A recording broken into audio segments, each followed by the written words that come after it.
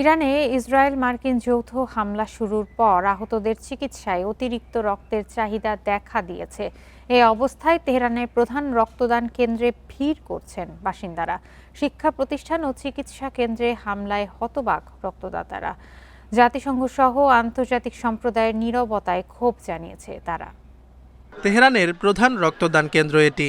ইরানে গত সপ্তাহে ইসরায়েল মার্কিন যৌথ হামলা শুরুর পর থেকে এখানে রক্তদানে ভিড় করছেন তেহরানের বাসিন্দারা।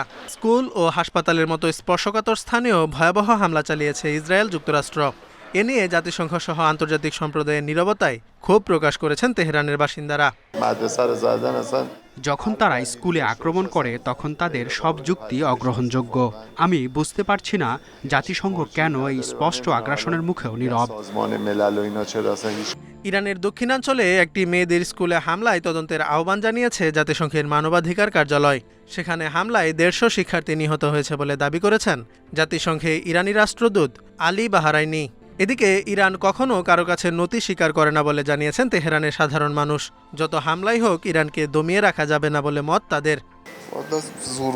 তারা ইরানে গাজার মতো পরিস্থিতি তৈরি করতে চায়, কিন্তু তারা বুঝতে পারছে না এই জায়গাটি সম্পূর্ণ আলাদা।